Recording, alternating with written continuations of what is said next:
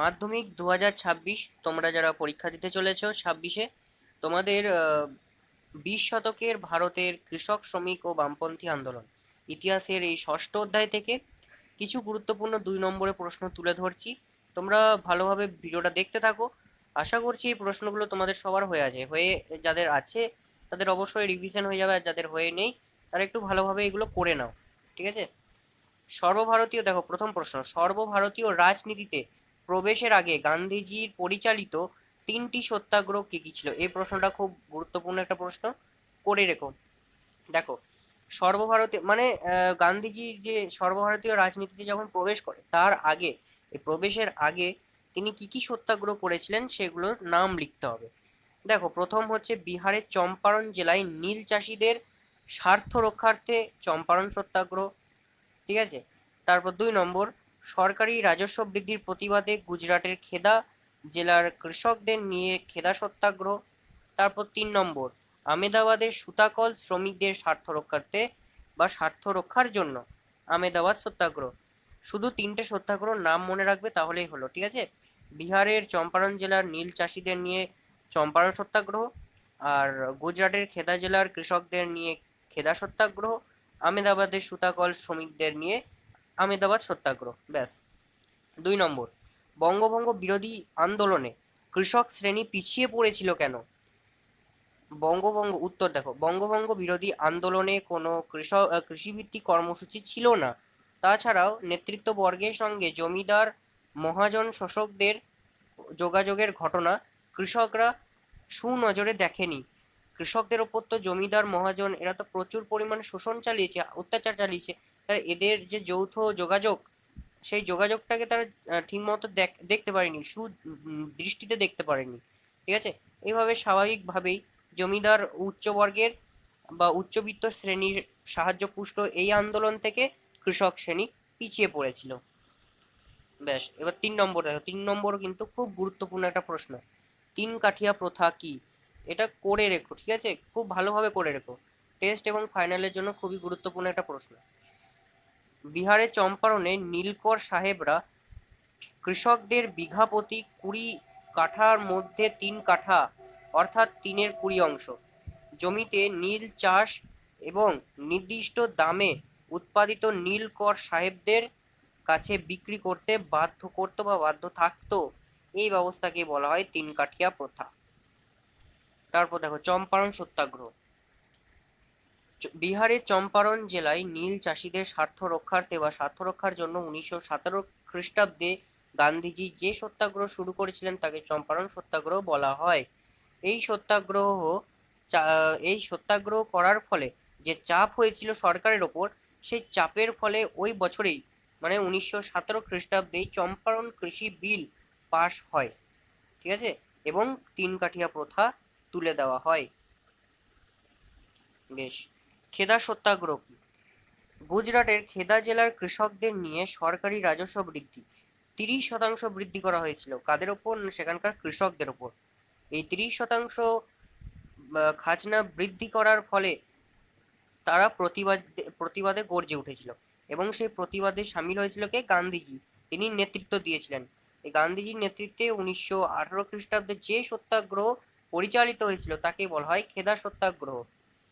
ব্যাস, এবার দেখো, আমেদাবাদ সত্যাগ্রহ কি?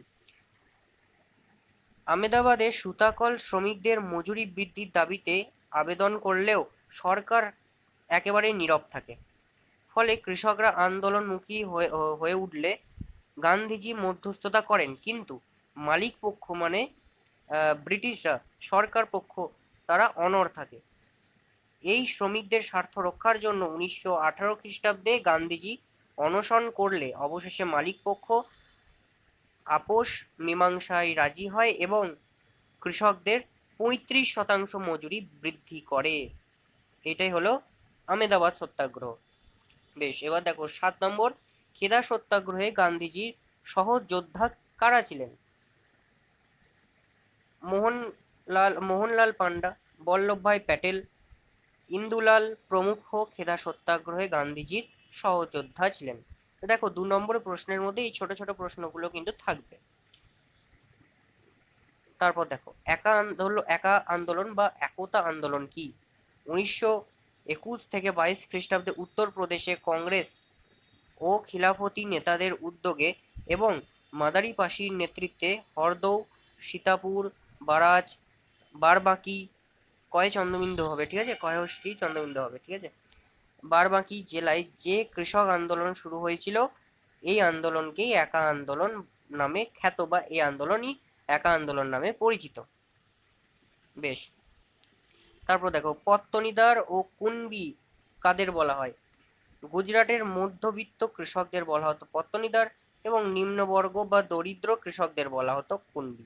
বেশ, দেখো এই যে ছোট ছোট প্রশ্নগুলো কিন্তু একটু করে রাখবে, এইগুলো কিন্তু আসার সম্ভাবনা থাকে।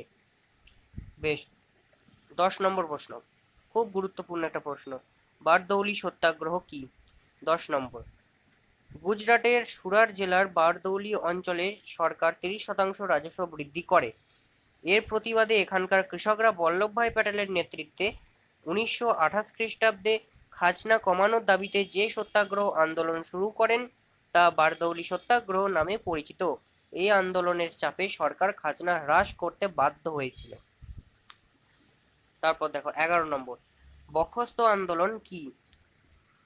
বখস্ত জমি বলতে খাজনা অনাদায়ের যে জমি জমিদাররা বাজেয়াপ্ত করে তাকে বোঝায়।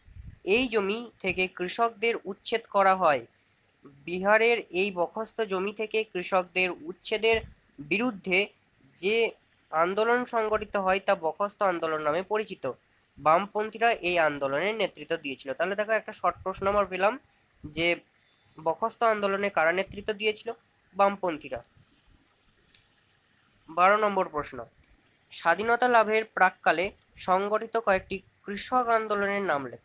স্বাধীনতা লাভের প্রাক্কালে বা প্রাক মুহূর্তে সংগঠিত কয়েকটি উল্লেখযোগ্য কৃষক আন্দোলন হচ্ছে তেভাগা আন্দোলন, তেলেঙ্গানা আন্দোলন, আর 3 নম্বর মহারাষ্ট্রের দহনু ও উমাবর্গা আন্দোলন। বেশ, 13 নম্বর, তেভাগা আন্দোলনের মূল কথা কি? দেখো তেভাগা আন্দোলনের মূল কথা কি? তেভাগা আন্দোলনের মূল কথা ছিল বর্গাদাররা যে জমিতে চাষ করে সেই জমিতে তাদের স্বত্ব প্রদান করা, যতদিন না তা সম্ভব ততদিন উৎপন্ন ফসলের 2/3 ভাগ তাদের দিতে হবে। তাদের বলতে সেই সমস্ত কৃষকদের দিতে হবে, ঠিক আছে। সমগ্র বাংলায় প্রায় 60 লক্ষ কৃষক এই আন্দোলনের সঙ্গে যুক্ত ছিল। তাহলে বুঝতেই পারছো কত বড় একটা আন্দোলন ছিল। বেশ, তারপর দেখো তেভাগা আন্দোলনের কয়েকজন নেতা নেত্রীর নাম লেখো। গুরুদাস তালুকদার, অবনী রায়, সুনীল সেন, সমর গাঙ্গুলি, জলপাইগুড়ির রাজবংশী মহিলা বুড়িমা, চারু মজুমদার, মোহাম্মদ দানিশ প্রমুখ ছিলেন তেভাগা আন্দোলনের উল্লেখযোগ্য নেতা নেত্রী। তারপর হাড়ি প্রথা কি? জমিদারের জমিতে চাষিকে বিনা পারিশ্রমিকে বা যে পরিশ্রম করে কৃষকরা যে আয় পেত সেই আয় বা যে টাকা সেই টাকার না দিয়ে নিজের গরু নাঙল দ্বারা আবাদ করে, মানে চাষিদের গরু নাঙল দ্বারা আবাদ করে দেওয়াকে হাড়ি প্রথা বলা হতো। এটা কোথায় চালু ছিল? এটা চালু ছিল উত্তরপ্রদেশে। এটা একটা অমানবিক প্রথা, বুঝতেই পারছো। এরপর দেখো যজমানি প্রথা কি? নিম্নবর্গের চাষিদের বড় জমিদার, মানে নিম্নবর্গের চাষিরা যারা ছিল তাদের থেকে যে সমস্ত বড় বড় জমিদার ছিল সেই সমস্ত জমিদার বা উচ্চ বর্ণের তালুকদারদের রাজারা অপেক্ষা কম দামে ঘি, চামড়া, কাঠ, কাপড় সরবরাহ করার প্রথাকে বলা হতো যজমানি প্রথা। এটাও কিন্তু উত্তরপ্রদেশে বহুল পরিমাণে প্রচলিত ছিল।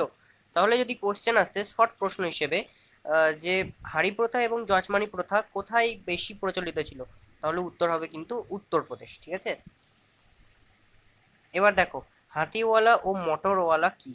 এটাও একটা খুব ভালো প্রশ্ন, ঠিক আছে। উত্তর দেখো, উত্তরপ্রদেশের কৃষক অসন্তোষের একটি কারণ ছিল হাতিওয়ালা ও মোটরওয়ালা প্রথা। তালুকদাররা হাতি বা মোটর গাড়িতে চড়লে তার খরচ প্রজাদের বহন করতে হতো। মানে তালুকদাররা যারা ছিলেন তারা যখন হাতি বা মোটর গাড়িতে চেপে যখন কোথাও যেতেন, ঠিক আছে, তার যে খরচ সেই খরচ তারা দিতেন না, কারা দিতেন? সেই সমস্ত প্রজারা। ঠিক আছে, তাহলে এটাও একটা অমানবিক প্রথা, এটাও কিন্তু উত্তরপ্রদেশে প্রচলিত ছিল। তারপর দেখো 18 নম্বর প্রশ্ন, রাশিয়ার তাশখন্দে ভারতের কমিউনিস্ট পার্টির প্রতিষ্ঠার সঙ্গে কাদের নাম জড়িত আছে বা যুক্ত আছে? দেখো, এম.এন. রায়, অবনী মুখার্জি, নলিনী গুপ্ত, মহেন্দ্র প্রতাপ, ধীরেন্দ্রনাথ চট্টোপাধ্যায়, ভূপেন্দ্রনাথ দত্ত, মোহাম্মদ আলী প্রমুখ কমিউনিস্ট নেতাদের নাম রাশিয়ার তাশখন্দের ভারতের কমিউনিস্ট পার্টি প্রতিষ্ঠার সঙ্গে জড়িত বা যুক্ত আছে। বেশ, 19 নম্বর প্রশ্ন, খুব গুরুত্বপূর্ণ একটা প্রশ্ন। মিরাট ষড়যন্ত্র মামলা কি? ভারতের বিভিন্ন অঞ্চলে কমিউনিস্ট তৎপরতায় শঙ্কিত হয়ে বামপন্থী শ্রমিক আন্দোলনকে দমিত করার জন্য ব্রিটিশ সরকার জননিরাপত্তা আইনে 1929 খ্রিস্টাব্দে 20 মার্চ 3 জন কমিউনিস্ট শ্রমিক নেতাকে গ্রেপ্তার করে এবং তাদের বিরুদ্ধে যে মামলার রুজু করা হয় তা মিরাট ষড়যন্ত্র মামলা নামে পরিচিত। এই মামলা 4 বছর ধরে চলেছিল। তাহলে যদি প্রশ্ন আসে মিরাট ষড়যন্ত্র মামলা কতদিন ধরে চলেছিল বা কত বছর ধরে চলেছিল, তাহলে উত্তর হয়ে যাবে 4 বছর ধরে চলেছিল। ঠিক আছে, তা এই ধরনের প্রশ্নগুলো একটু বেশি করে করে রাখতে হবে 2 নম্বরের, তাহলে আমরা 1 নম্বরের প্রশ্নে অনেক লাভ পাবো। ঠিক আছে, এইগুলো একটু ভালো করে দেখে রেখো। মিরাট ষড়যন্ত্র মামলায় অভিযুক্ত কয়েকজন কমিউনিস্ট নেতার নাম লেখো। দেখো, মিরাট ষড়যন্ত্র মামলায় যে সমস্ত উল্লেখযোগ্য কমিউনিস্ট নেতারা ভারতীয় কমিউনিস্ট নেতারা ছিলেন, তাদের নাম হলো মুজাফফর আহমেদ, এস.ভি. ঘাটে, শওকত ওসমানী প্রমুখ। এবার দেখো, মিরাট ষড়যন্ত্র মামলায় শুধু ভারতীয়রাই অভিযুক্ত ছিল না, ভারতীয় কমিউনিস্ট নেতারাই অভিযুক্ত ছিল না, ব্রিটিশ কমিউনিস্ট নেতারাও কিন্তু অভিযুক্ত ছিল। তাদের মধ্যে 2 জন হলো বেন ব্রাডলি ও ফিলিপ স্প্রাট। ঠিক আছে, এই দুটোর নাম একটু ভালো করে দেখে রেখো। এই ব্রিটিশদের নামও কিন্তু দিতে পারে, ব্রিটিশ কমিউনিস্ট নেতা কারা যুক্ত ছিল, এরকম প্রশ্ন কিন্তু আসতে পারে। ঠিক আছে, বেশ, 21 নম্বর প্রশ্ন, কানপুর ষড়যন্ত্র মামলায় অভিযুক্ত ও সাজাপ্রাপ্ত 2 জন কমিউনিস্ট নেতার নাম লেখো। কানপুর ষড়যন্ত্র মামলায় সাজাপ্রাপ্ত 2 জন কমিউনিস্ট নেতা হলেন মুজাফফর আহমেদ এবং নলিনী গুপ্ত। 22 নম্বর প্রশ্ন, কংগ্রেস সোশ্যালিস্ট পার্টি কি উদ্দেশ্যে গঠিত হয়েছিল? শ্রমিক ও কৃষক শ্রেণীর স্বার্থ রক্ষা এবং স্বাধীনতা আন্দোলনে তাদের সামিল করার উদ্দেশ্যে কংগ্রেস সোশ্যালিস্ট পার্টি গঠন করা হয়েছিল। আসলে কংগ্রেসের অভ্যন্তরে থেকে সঠিক নীতি নির্ধারণে সাহায্য করাও ছিল এর একটি লক্ষ্য। তারপর 23 নম্বর প্রশ্ন, কবে কাদের নেতৃত্বে বাংলায় প্রেজেন্টস অ্যান্ড ওয়ার্কার পার্টি প্রতিষ্ঠিত হয়েছিল? 1925 থেকে 26 খ্রিস্টাব্দে বাংলায় প্রেজেন্টস অ্যান্ড ওয়ার্কার্স পার্টি গঠিত হয়েছিল। এই সংগঠনটি গঠন করার ক্ষেত্রে উল্লেখযোগ্য ভূমিকা নিয়েছিলেন মুজাফফর আহমেদ, কবি কাজী নজরুল ইসলাম, কুতুবউদ্দিন আহমেদ, হেমন্ত কুমার সরকার প্রমুখরা।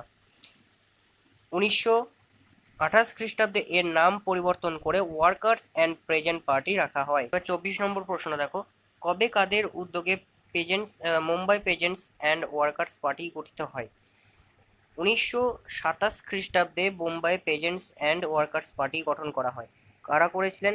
এই সংগঠনটি গড়ে তোলার ক্ষেত্রে মুখ্য ভূমিকা নিয়েছিলেন এস.এস. মিরাজকর, এস.ভি. ঘাটে প্রমুখরা। ঠিক আছে, দেখো 25 নম্বর শেষ প্রশ্ন, ওয়ার্কার্স অ্যান্ড পেজেন্টস পার্টির উদ্দেশ্য কি ছিল?